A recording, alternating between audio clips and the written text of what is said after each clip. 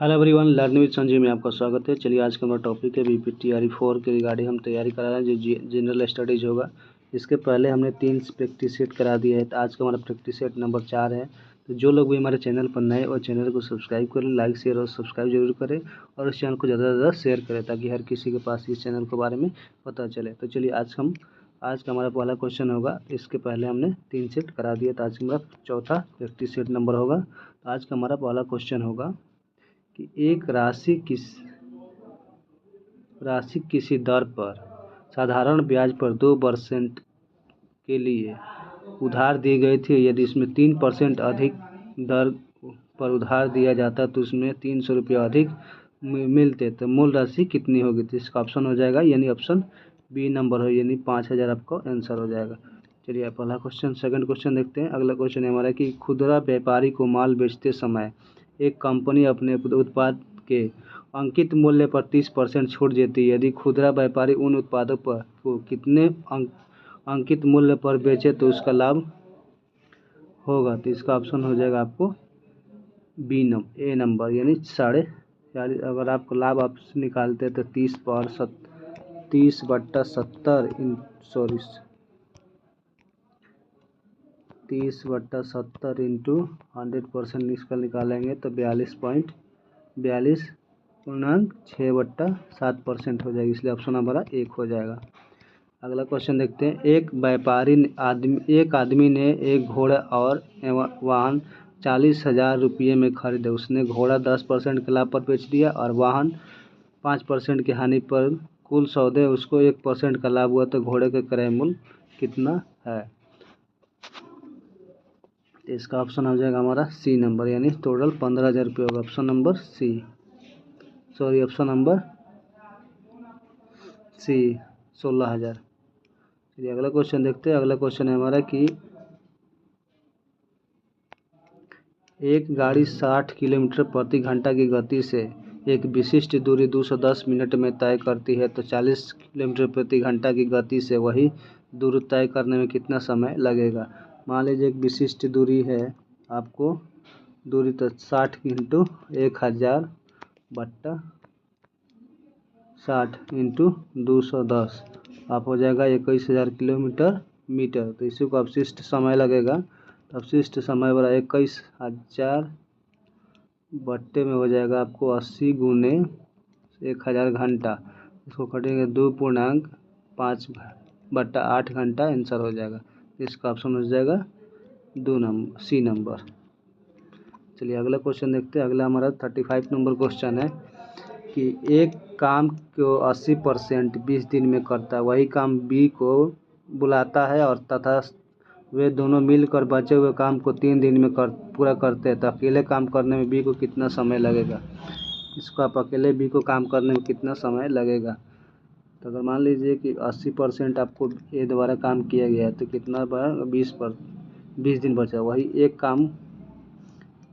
काम किया जा रहा है 20 दिन में, तो 20 इंटू 100 बट्टा 80 आपको निकल के आ जाएगा 25 दिन। अगर 25 दिन किसी काम को 25 दिन में कर रहा है, तो ए और बी उस काम को किया गया कार्य वर्क माइनस 4/5 यानी 1/5 हो जाएगा, और 1/5 का बचा हुआ कार्य यानी 1/15 यानी 1/15 से करके समय लगेगा, तो आपका हो जाएगा आंसर 37.5 दिन यानी ऑप्शन नंबर बी। अगला क्वेश्चन है कि एक व्यापारी के पास 16 क्विंटल गेहूं तथा उसमें से उसने कुछ हिस्सा 17% लाभ पर, बाकी का हिस्सा 27% लाभ पर बेच देते। इस प्रकार कुल 21% लाभ, उसमें 27% लाभ, कितने गेहूं बचा? तो अब इसका आंसर हो जाएगा 640 kilogram, option number B. Next question है कि एक व्यापारी सूची का मूल्य 20% छूट प्रदान करता है, तो वही 10% नुकसान करता है। अगर वही सूची मूल्य 5% की छूट पर माल बेची तो उसमें कितने % का लाभ और हानि होगी? इसका ऑप्शन हमारा हो जाएगा ये यानी 6.875% का लाभ होगा।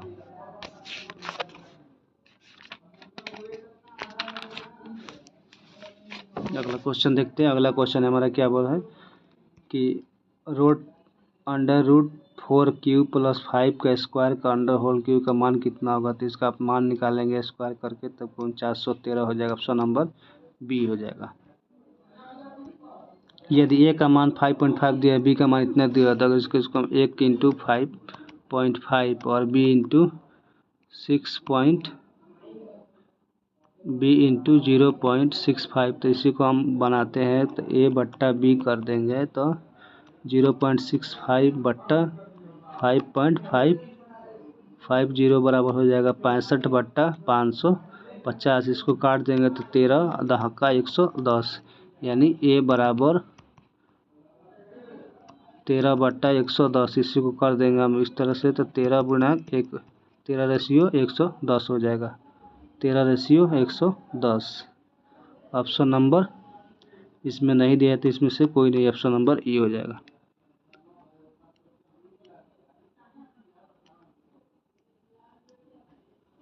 नेक्स्ट क्वेश्चन है कि 5 वर्ष में 7% वार्षिक दर से एक राशि पर 5332 का साधारण ब्याज बन सकता है, तो कितनी राशि होगी। मान लीजिए आपको साधारण ब्याज कितना दिया हुआ है, 5320 दिया हुआ है, और अगर आपको PRT निकाल, साधारण ब्याज का फॉर्मूला का होता है PRT इंटू मूलधन गुणे समय बटा 10, PR गुणे T अपन 100, तो 3200 3320 बराबर x गुने 7 गुने 5 बट्टा 100, यानी 35x बराबर 5320 गुने 100, यानी 3500, यानी टोटल आपको निकल के आ जाएगा 15200। आपका आंसर हो जाएगा 15200, ऑप्शन नंबर सी। चलिए अब अगला क्वेश्चन देखते हैं। अगला क्वेश्चन है हमारा कि अलकनंदा और भागीरथी नदी का संगम बनता है। अलकनंदा और भागीरथी का संगम कहाँ पर पड़ता है, तो देवप्रयाग में पड़ता है। इसका ऑप्शन नंबर सी हो जाएगा। अलकनंदा और भागीरथी का संगम देवप्रयाग में हुआ। अलकनंदा को उद्गम स्रोत कहाँ पर है, तो उत्तराखंड के बद्रीनाथ के संतपथ हिमानी में है, जबकि भागीरथी का गोमूत्र से निकलती है और देवप्रयाग में नदियाँ मिल जाती है। इसी का नाम गंगा के नाम से जाना जाता है। चलिए अगला ऑप्शन देखते हैं। अगला क्वेश्चन है हमारे कि गढ़केसरी के नाम से जो व्यक्ति प्रसिद्ध था वह क्या है। तो गढ़केसरी के नाम से प्रसिद्ध व्यक्ति इसमें से कोई नहीं, ऑप्शन नंबर ई। गढ़केसरी के नाम से जाने वाले उत्तराखंड के गढ़वाल क्षेत्र के स्वतंत्रता सेनानी जो अनुसुईया प्रसाद बहुगुणा है। नेक्स्ट क्वेश्चन, टिहरी राज्य का भारतीय संघ में विलीनीकरण का वर्ष क्या है। जब टिहरी राज्य का भारतीय संघ में विलीनीकरण किया था, कब किया गया था, 1949 में। कब किया गया था, 1949 में। कब किया गया था, तो यह उस समय गढ़वाल के शासन, गढ़वाल पर परमार वंश का शासक था, परमार वंश के शासक महेंद्र वंश शाह ने इसको किया था। ऑप्शन नंबर सी, यानी 1949 में किया गया था। नेक्स्ट क्वेश्चन देखते हैं। अजमल अमीर कसाब को फांसी किस वर्ष दी गई थी। तो अजमल अमीर कसाब को फांसी आपको 21 नवंबर 2012 को दिए थे। ऑप्शन नंबर ए हो जाएगा। ये जो मुंबई 11 यानी 26/11 जो मुंबई हॉल 2008 में हुई, इसी का फांसी में यानी 4 साल इसको जेल में रखकर तब फांसी दिया गया था। चलिए अगला क्वेश्चन देखते हैं। अगला क्वेश्चन हमारा कि बद्रीनाथ धाम उत्तराखंड के किस जिले में स्थित है। तो बद्रीनाथ उत्तराखंड के धाम चमोली जिला में स्थित है। विष्णु भगवान को समर्पित बद्रीनाथ का धाम उत्तराखंड के चमोली जिले में अवस्थित है। यह हिंदू पवित्र 4 धामों में से एक है। अगला क्वेश्चन है कि अशोक किस राजवंश से संबंधित है। अशोक किस राज्य से, अशोक मौर्य वंश से संबंधित है। ये बिंदुसार का पुत्र है। इसमें से ऑप्शन नंबर कोई नहीं दिया, तो ऑप्शन नंबर ई हो जाएगा। जो बिंदुसार का पुत्र था उसके उत्तराधिकारी के रूप में 269 ईसा पूर्व में इन्होंने राजगद्दी पर बैठा था। चलिए अगला क्वेश्चन देखते हैं। अगला क्वेश्चन, निम्नलिखित में से कौन सी लड़ाई 1527 ईस्वी में बाबर और राजपूत के बीच लड़ी गई थी। तो यह हमारा खानवा का युद्ध हुआ जो 1527 में लड़ी गई थी। इसी में जब बाबर विजयी हुआ था, वहीं पर अपना अवसर के पद पर लड़ा, बाजी अपना को गाजी की उपाधि दिया था। चलिए अगला क्वेश्चन है कि आर्यभट्ट और बराहमिहिर किसके समय में थे, यानी किसके शासनकाल में थे? तो ये आर्यभट्ट यानी गुप्त शासनकाल में थे। ऑप्शन नंबर ए आर्यभट्ट और बरामिर गुप्त साम्राज्य के विद्वान थे। आर्यभट्ट एक महान गणितज्ञ और खगोल विज्ञान थे, जबकि बरामिर भी एक गणित विभूति थे। अगला है क्वेश्चन, निम्न में से किस प्रकार के तरंगों का प्रयोग रात्रि में देखने के उपकरणों से नाइट विजन करने के लिए किया जाता है? तो इसका हमारा ऑप्शन हो जाएगा 49 के बी नंबर, इंफ्रारेड का किया जाता है। यह रात्रि में देखने में इंफ्रारेड या अवरक्त तरंगों का प्रयोग किया जाता है। नेक्स्ट क्वेश्चन 50, इनमें से निम्नलिखित में से कौन सा विस्फोटक की तरह प्रयोग किया जाता है? इसका ऑप्शन हो जाएगा ई नंबर, इसमें से कोई नहीं है। लेकिन नाइट्रोग्लिसरीन का प्रयोग विस्फोटक के रूप में किया जाता है, जो खनन कार्यों में विस्फोट करने के लिए डायनामाइट का प्रयोग किया जाता है। भारत में animal welfare board of India का मुख्यालय कहाँ पर स्थित है? इसका ऑप्शन हो जाएगा बी, यानी चेन्नई में अवस्थित है।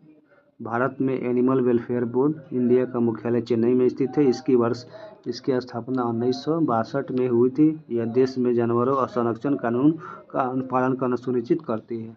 इसलिए ऑप्शन नंबर का हो जाएगा बी।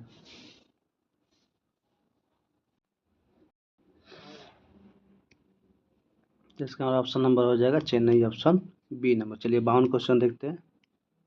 52 नंबर है कि जब 1833 ईस्वी राजा राम मोहन राय का निधन हुआ था, तब ब्रह्म समाज का नेतृत्व किसने किया था? उस समय ब्रह्म समाज का नेतृत्व देवेंद्रनाथ टैगोर ने किया था। देवेंद्रनाथ टैगोर ने किया था। 1833 ईस्वी में देवेंद्रनाथ टैगोर ने किया था। देवेंद्रनाथ टैगोर के पिता महर्षि देवेंद्रनाथ ने 1817 से लेकर के 1905 ईस्वी तक ने संभाला था। ऑप्शन नंबर ए हो जाएगा। चलिए अगला क्वेश्चन देखते हैं। अगला क्वेश्चन है हमारा कि प्रसिद्ध हजारा नाम राम मंदिर किसके शासनकाल में बना था? प्रसिद्ध हजारा राम नाम का कृष्णदेव राय। तो चलिए हम आज का हमारा 53 नंबर क्वेश्चन देखते हैं कि प्रसिद्ध हजारा राम मंदिर किसके शासनकाल में बना था? तो हमारा कृष्णदेव राय के शासनकाल में बना था। तो कृष्णदेव राय के शासनकाल में बना था, जो कर्नाटक में अवस्थित कर्नाटक के हम्पी में अवस्थित है। विजयनगर साम्राज्य के प्रसिद्ध शासक थे कृष्णदेव राय, उन्हीं के शासनकाल में बना था, जो हमारा विजयनगर कर्नाटक राज्य के हम्पी में अवस्थित है। चलिए अगला क्वेश्चन देखते हैं। अगला क्वेश्चन है हमारा कि निम्न में से किसने सन 1936 ईस्वी में इंडिया डिपेंडेंट लेबर पार्टी की स्थापना की थी? जिसका ऑप्शन हो जाएगा बी नंबर, यानी डॉक्टर भीमराव अम्बेडकर ने लेबर पार्टी की स्थापना की थी। कब किया था? तो 1936 में लेबर पार्टी कब किए थे? ये एक ब्राह्मणवादी और वर्चस्व के विरुद्ध जो मजदूरों को एकजुट करने के लिए किया गया था, यानी शिक्षा के क्षेत्र में ब्राह्मणों के विरुद्ध किया गया था। ऑप्शन नंबर बी हो जाएगा। चलिए अगला क्वेश्चन देखते हैं। अगला क्वेश्चन है हमारे 55 नंबर की प्रकाश संश्लेषण एक क्रिया है जिसमें से कार्बन डाइऑक्साइड और अपचयन होता है। तो ऑप्शन नंबर सी हो जाएगा। प्रकाश संश्लेषण क्रिया के माध्यम से पौधे सूर्य के प्रकाश तथा कार्बन डाइऑक्साइड, पानी और क्लोरोफिल के उपस्थिति में भोजन का निर्माण करते। इस प्रक्रिया को कार्बन डाइऑक्साइड का अपचयन होता है, जिसमें से ग्लूकोज का भी निर्माण होता है। इसलिए ऑप्शन नंबर का हो जाएगा सी नंबर। चलिए अगला क्वेश्चन देखते हैं। अगला क्वेश्चन हमारा कि विश्व में सबसे अधिक उगाई जाने वाली अन्य फसल कौन सी है? तो उसमें अन्य फसल हमारा कौन सा? ऑप्शन नंबर बी हो जाएगा। जो विश्व में सबसे अधिक जो चावल है, उसके बाद हमारा कौन सा आता है? गेहूँ। तो ऑप्शन नंबर हमारा बी हो जाएगा। नेक्स्ट, अप्सरा किसका नाम है? तो अप्सरा किसका नाम है? अप्सरा हमारा न्यूक्लियर रिएक्टर का नाम है। ऑप्शन नंबर ए हो जाएगा। जो कि इसका निर्माण बार्क द्वारा 1956 में किया गया था। तो अगला क्वेश्चन देखते हैं। अगला क्वेश्चन है हमारा कि मालगुडी डेज किसे लिखी थी? मालगुडी डेज किसे लिखी थी? इसका ऑप्शन हो जाएगा बी, यानी आर के नारायण द्वारा लिखा गया था। एक साहित्यकार आर के नारायण द्वारा लघु रचित कहानी है, जो संग्रह अंग्रेजी में रचित पुस्तक दर्शन अत्यंत चर्चित धारावाहिक निर्माण भी है। पुंडवर्धन भुक्ति कहाँ स्थित है? पुंडवर्धन भुक्ति भुक्ति कहाँ पर स्थित है? तो इसका ऑप्शन नंबर हो जाएगा ये नहीं, उत्तरी बंगाल में स्थित है। उत्तरी बंगाल में स्थित जगह एक पुंडा नामक अनार्य जाति के निवास से इसका नामकरण निश्चित किया गया है। नेक्स्ट अगला क्वेश्चन है हमारा कि हुमायूंनामा के लेखक कौन है? तो हुमायूंनामा के लेखक अब गुलबदन बेगम है। ऑप्शन नंबर ए हो जाएगा। हुमायूंनामा की रचना हुमायूं की बहन गुलबदन बेगम द्वारा फारसी भाषा में की गई थी। हुमायूं के जीवन काल की चक्र मिलती है, इसलिए ऑप्शन नंबर का हो जाएगा ए नंबर। नेक्स्ट क्वेश्चन है जीर्ण बुद्ध होने की प्रक्रिया के अध्ययन को क्या कहते हैं? तो जेरोटोलॉजी कहते हैं। ऑप्शन नंबर ए हो जाएगा। चलिए अगला क्वेश्चन देखते हैं कि गीतांजलि का अंग्रेजी संस्करण प्रकाशित किया गया था। गीतांजलि का अंग्रेजी संस्करण को प्रकाशित किया था तो 1912 में किया गया था। इसका हिंदी संस्करण कब किया गया था? तो 1910 में किया गया था। गीतांजलि इसका नोबेल पुरस्कार कब मिला था? तो 1913 में नोबेल पुरस्कार भी प्रकाशित मिला था। और नवंबर 2012 में अंग्रेजी में हुआ था और हिंदी संस्करण कब हुआ था? अगस्त में। तो इसका ऑप्शन हमारा हो जाएगा बी नंबर। चलिए अगला क्वेश्चन है कि निम्न में से किसे झीलों का वाटिका कहते हैं? झीलों का वाटिका फिनलैंड को कहते हैं। ऑप्शन नंबर ए हो जाएगा। और हजारों झील की भूमि को भी फिनलैंड कहा जाता है और झीलों को गार्डन भी फिनलैंड को ही कहा जाता है। अगला क्वेश्चन है हमारा कि एक बृहद प्रदेश की लंबी अवधि की मौसम परिस्थिति और उनके बदलाव के कुल जोड़ किसे कहते हैं? इसका ऑप्शन हमारा हो जाएगा जलवायु, यानी बी को। ऑप्शन नंबर बी को कहते हैं। जो एक बृहद प्रदेश की लंबी अवधि की मौसम परिस्थिति और उसके बदलाव के द्वारा जोड़ को जलवायु कहते हैं। नेक्स्ट क्वेश्चन है कि निम्नलिखित में से कौन स्वतंत्र भारत का प्रथम जनरल गवर्नर है? तो स्वतंत्र भारत का प्रथम जनरल गवर्नर लॉर्ड माउंटबेटन है। Option number A. और वहीं पर देखिए स्वतंत्र भारत और एवं चक्रवर्ती राजगोपालचारी स्वतंत्र भारत के प्रथम या अंतिम भारतीय गवर्नर जनरल थे। और डॉक्टर राजेंद्र प्रसाद भारत के प्रथम राष्ट्रपति थे, इसलिए ऑप्शन नंबर ए हो जाएगा। अगला क्वेश्चन है कि मुख्य बैंक 14 का राष्ट्रीयकरण हुआ था। 14 बैंकों का राष्ट्रीयकरण हुआ था, यानी 17 जुलाई 1969 ईस्वी को 14 बड़े बैंकों, व्यावसायिक बैंकों को तथा 15 अप्रैल 1980 को अन्य 6 अनुसूचित बैंकों का राष्ट्रीयकरण किया गया था, इसलिए ऑप्शन नंबर हमारा बी हो जाएगा।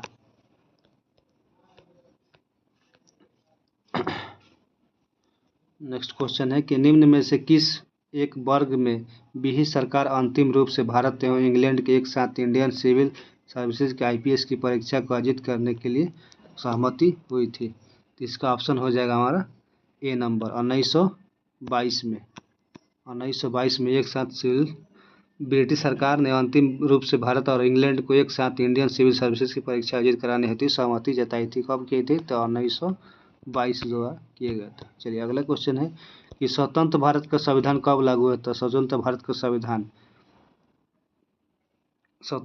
संविधान कब लागू? 26 जनवरी 1950 को लागू किया गया था। ऑप्शन नंबर सी हो जाएगा। चलिए अगला क्वेश्चन देखते हैं। अगला क्वेश्चन है निम्न में से कौन सा विटामिन के का संबंध है? तो विटामिन के रक्त थक्का के जमने के संबंध में है। थक्का बनाने में विटामिन के का स्रोत जैसे टमाटर, हरी सब्जियां होती है जो इसमें सहायतापूर्ण करती है, इसलिए ऑप्शन नंबर सी हो जाएगा। नेक्स्ट क्वेश्चन है हमारे इस सेशन का लास्ट क्वेश्चन है, तो मानव शरीर का सबसे बड़ी ग्रंथि कौन है? तो मानव शरीर का सबसे बड़ी ग्रंथि तंत्रिका तंत्र होती है, जो ऑप्शन नंबर ए होता है। सर्वप्रथम विज्ञान के वैज्ञानिक रॉबर्ट हुक ने किया था और कोशिका सिद्धांत का प्रतिपादन स्लाइडेन ने किया था, इसलिए ऑप्शन नंबर हमारा ये हो जाएगा। ये रहा हमारा 40 क्वेश्चनों का डिस्कशन। अगर आपको वीडियो अच्छा लगे तो प्लीज़ शेयर और लाइक सब्सक्राइब जरूर कीजिएगा। मिलते हैं नेक्स्ट वीडियो के साथ। Thank you.